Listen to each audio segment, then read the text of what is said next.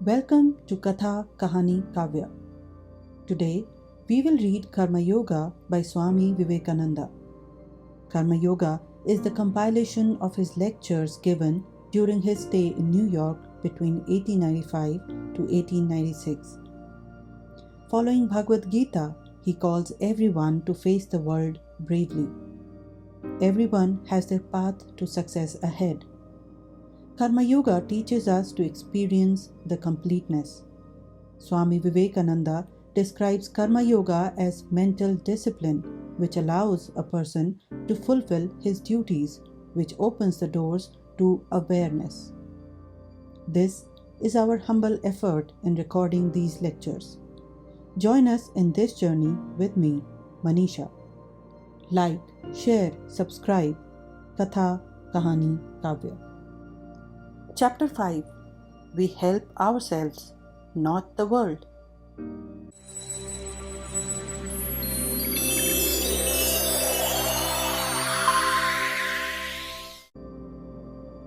Before considering further how devotion to duty helps us in our spiritual progress, let me place before you in a brief compass another aspect of what we in India mean by karma.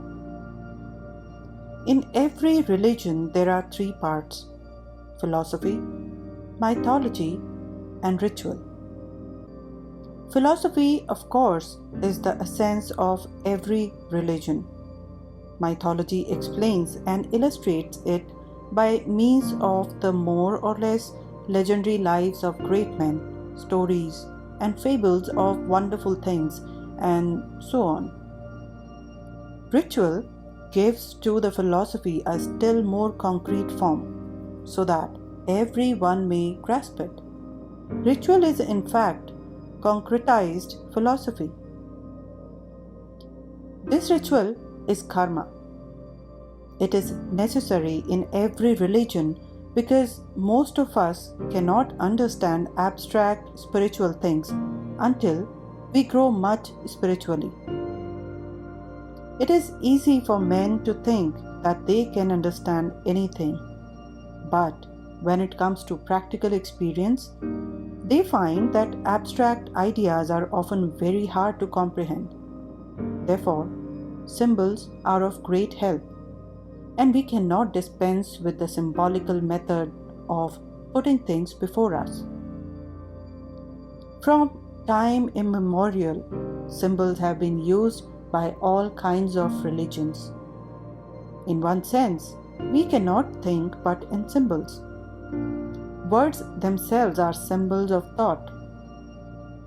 In another sense, everything in the universe may be looked upon as a symbol.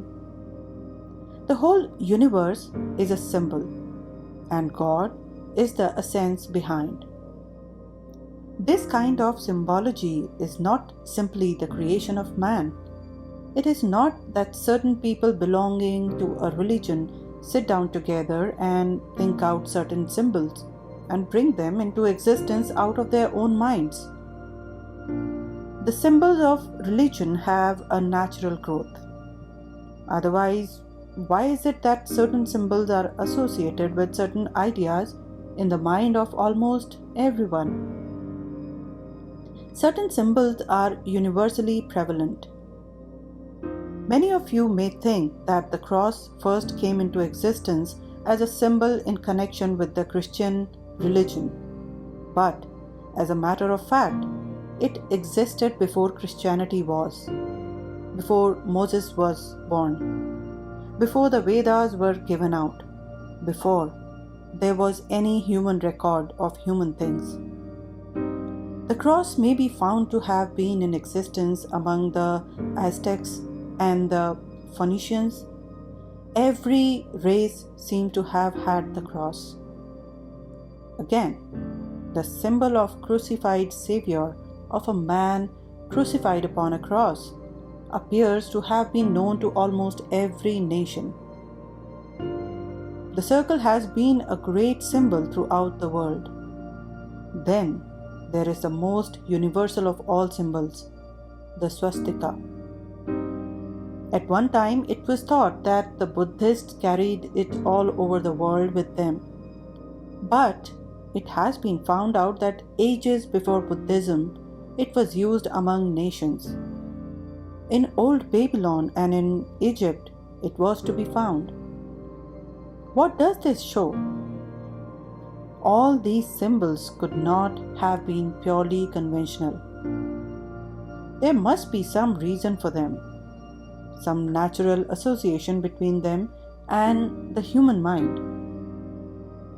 Language is not the result of convention. It is not that people ever agreed to represent certain ideas by certain words. There never was an idea without a corresponding word, or a word without a corresponding idea. Ideas and words are in their nature inseparable. The symbols to represent ideas may be sound symbols or color symbols. Deaf and dumb people have to think with other than sound symbols. Every thought in the mind has a form as its counterpart. This is called in Sanskrit philosophy nama, rupa, name and form. It is as impossible to create by convention a system of symbols as it is to create a language. In the world's ritualistic symbols, we have an expression of the religious thoughts of humanity. It is easy to say that there is no use of rituals and temples and all such paraphernalia. Every baby says that in modern times. But it must be easy for all to see that those who worship inside a temple are in many respects different from those who will not worship there. Therefore, the association of particular temples, rituals, and other concrete forms with particular religion has a tendency to bring into the minds of the followers of those religions the thoughts for which those concrete things stand as symbols. And it is not wise to ignore rituals and symbology altogether. The study and practice of these things form, naturally, a part of Karmayoga. There are many other aspects of this science of work. One among them is to know the relation between thought and word and what can be achieved by the power of the word. In every religion, the power of the word is recognized, so much so that in some of the creation itself is said to have come out of the word. The external aspect of the thought of God is the word, and as God thought and willed before He created, creation came out of the word. In this stress and hurry of our materialistic life, our nerves lose sensibility and become hardened. The older we grow, the longer we are knocked about in the world, the more callous we become, and we are apt to neglect things that even happen persistently and prominently around us. Human nature, however, asserts itself sometimes, and we are led to inquire into and wonder at some of these common occurrences. Wondering, thus, is the first step in the acquisition of light. Apart from the higher philosophic and religious value of the word, we may see that sound symbols play a prominent part in the drama of human life. I am talking to you. I am not touching you. The pulsations of the air caused by my speaking go into your ear. They touch your nerves and produce effects in your minds. You cannot resist this. What can be more wonderful than this? One man calls another a fool, and at this the other stands up and clenches his fist and lands a blow on his nose. Look at the power of the word. There is a woman weeping and miserable. Another woman comes along and speaks to her a few gentle words. The doubled up frame of the weeping woman becomes straightened at once. Her sorrow is gone and she already begins to smile. Think of the power of words. They are a great force in higher philosophy as well as in common life. Day and night we manipulate this force without thought and without inquiry. To know the nature of this force and to use it well is also a part of Karmayoga. Our duty to others means helping others, doing good to the world. Why should we do good to the world? Apparently to help the world, but really to help ourselves. We should always try to help the world. That should be the highest motive in us. But if we consider well, we find that the world does not require our help at all. This world was not made that you or I should come and help it. I once read a sermon in which it was said, "All this beautiful world is very good because it gives us time and opportunity to help others." Apparently, this is a very beautiful sentiment. But is it not a blasphemy to say that the world needs our help? We cannot deny that there is much misery in it. To go out and help others is therefore the best thing we can do. Although in the long run, we shall find that helping others is the only helping ourselves. As a boy, I had some white mice. They were kept in a little box in which there were little wheels, and when the mice tried to cross the wheels turned and turned, and the mice never got anywhere. So it is with the world and our helping it. The only help is that we get moral exercise. This world is neither good nor evil. Each man manufactures a world for himself. If a blind man begins to think of the world, it is either as soft or hard, or as cold or hot. We are a mass of happiness or misery. We have seen that hundreds of times in our lives. As a rule, the young are optimistic and the old pessimistic. The young have life before them. The old complain their day is gone. Hundreds of desires, which they cannot fulfill, struggle in their hearts. Both are foolish, nevertheless. Life is good or evil according to the state of mind in which we look at it. It is neither by itself. Fire by itself is neither good nor evil. When it keeps us warm, we say, "How beautiful is fire." When it burns our fingers, we blame it. Still, in itself, it is neither good nor bad. According as we use it, it produces in us the feeling of good or bad.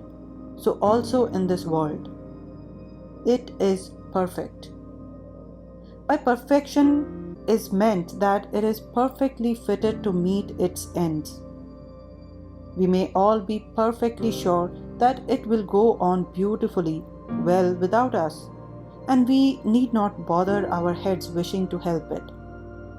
Yet, we must do good. The desire to do good is the highest motive power we have. If we know all the time that it is a privilege to help others. Do not stand on a high pedestal and take 5 cents in your hand and say, "Here, my poor man." But be grateful that the poor man is there, so that by making a gift to him, you are able to help yourself. It is not the receiver that is blessed, but it is the giver. Be thankful that you are allowed to exercise your power of benevolence and mercy in the world, and thus become pure and perfect. All good acts tend to make us pure and perfect. What can we do at best? Build a hospital? Make roads? Or erect charity asylums? We may organize a charity and collect $2 or $3 million. Build a hospital with 1 million. With the second, give balls and drink champagne. And of the third, let the officers steal half and leave the rest finally to reach the poor. But what are all these? One mighty wind in 5 minutes can break all your buildings up. What shall we do then? One volcanic eruption may sweep away all our roads and hospitals and cities and buildings. Let us give up all this foolish talk of doing good to the world. It is not waiting for your or my help. Yet, we must work and constantly do good, because it is a blessing to ourselves. That is the only way we can become perfect. No beggar whom we have helped has ever owed a single cent to us. We owe everything to him, because he has allowed us to exercise our charity on him. It is entirely wrong to think that we have done or can do good to the world, or to think that we have helped such and such people.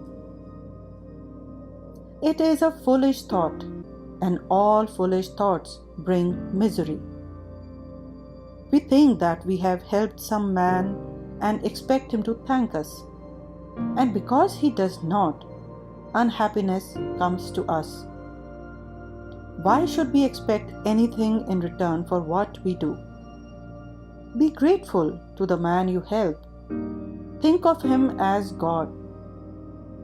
Is it not a great privilege to be allowed to worship God by helping our fellow men? If we were really unattached, we should escape all this pain of vain expectation and could cheerfully do good work in the world. Never will unhappiness or misery come through work done without attachment. The world will go on with its happiness and misery through eternity. There was a poor man who wanted some money, and somehow he had heard that if he could get hold of a ghost, he might command him to bring money or anything else he liked. So he was very anxious to get hold of a ghost. He went about searching for a man who would give him a ghost, and at last he found a sage with great powers and besought his help. The sage asked him what he would do with a ghost. "I want a ghost to work for me. Teach me how to get hold of one, sir. I desire it very much," replied the man. But the sage said, "Don't disturb yourself. Go home." The next day, that man went again to the sage and began to weep and pray, "Give me a ghost. I must have a ghost, sir, to help me." At last the sage was disgusted, and he said, "Take this charm. Repeat this magic word, and a ghost will come, and whatever you say to him, he will do. But beware, they are terrible beings and must be kept continually busy. If you fail to give him work, he will take your life." The man replied, "Oh, that is easy. I can give him work for all his life." Then he went to a forest, and after long repetition of the magic word, a huge ghost appeared before him and said, "I am a ghost. I have been conquered by your magic, but you must keep me constantly employed. The moment you fail to give me work, I will kill you." The man said, "Build me a palace." And the ghost said, "It is done. The palace is built." "Bring me money." said the man. "Here's your money," said the ghost. "Cut this forest down and build a city in its place." "That is done," said the ghost. "Anything more?" Now the man began to be frightened and thought he could give him nothing more to do. He did everything in a trice. The ghost said, "Give me something to do or I will eat you up." The poor man could find no further occupation for him and was frightened. So he ran and at last reached the sage and said, "Oh sir, protect my life." The sage asked him what the matter was, and man replied, "I have nothing to give the ghost to do. Everything I tell him to do he does in a moment, and he threatens to eat me up if I do not give him work." Just then the ghost arrived, saying, "I will eat you up." And he would have swallowed the man. The man began to shake and begged the sage to save his life. The sage said, "I will find you a way out. Look at that dog with a curly tail. Draw your sword quickly and cut the tail off and give it to the ghost to straighten out." The man cut off the tail and gave it to the ghost, saying, "Straighten that out for me." The ghost took it and slowly and carefully straightened it out. But as soon as he let it go, it instantly curled up again. Once more, he laboriously straightened it out, only to find it again curled up as soon as he attempted to let go of it. Again, he patiently straightened it out, but as soon as he let it go, it curled up again. So he went on for days and days until he was exhausted and said, "I was never in such trouble before in my life. I am an old veteran ghost, but never before was I in such trouble. I will make a compromise with you," he said to the man. "You let me off, and I will let you keep all I have given you, and I'll promise not to harm you." The man was much pleased and accepted the offer gladly. This world is like a dog's curly tail, and people have been striving to straighten it out for hundreds of years. But when they let it go, it has curled up again. How could it be otherwise? One must first know how to work without attachment. Then one will not be a fanatic. When we know that this world is like a dog's curly tail and will never get straightened, we shall not become fanatics.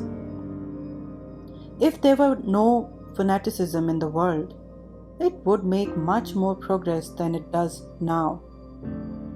It is a mistake to think that fanaticism can make for the progress of mankind.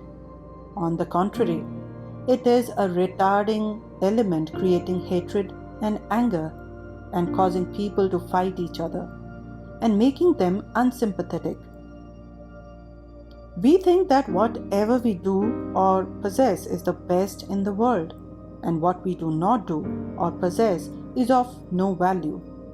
So always remember the instance of the curly tail of the dog whenever you have a tendency to become a fanatic. You need not worry or make yourself sleepless about the world. It will go on without you.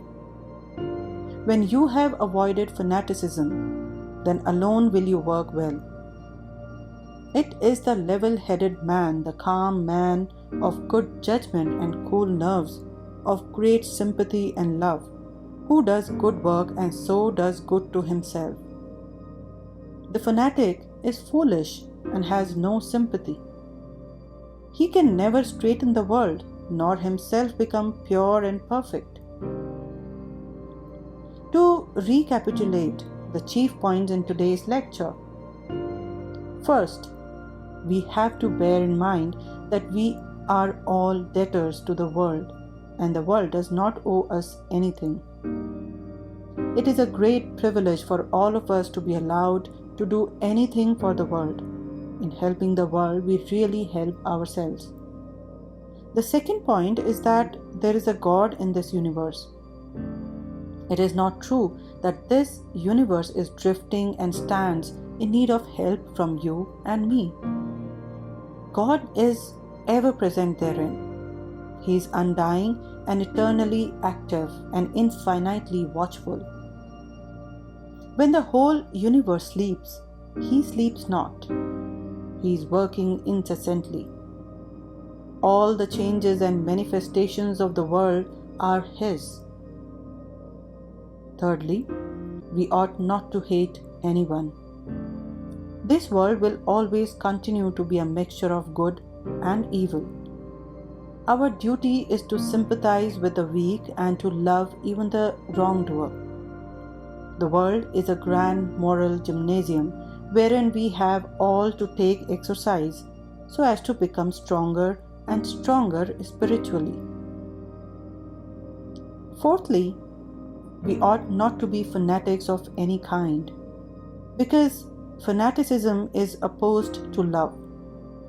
You hear fanatics glibly saying, "I do not hate the sinner, I hate the sin." But I am prepared to go any distance to see the face of that man who can really make a distinction between the sin and the sinner. It is easy to say so. If we can distinguish well between quality and substance, we may become perfect men. It is not easy to do this. And further, the calmer we are and the less disturbed our nerves, the more shall we love and the better will our work be.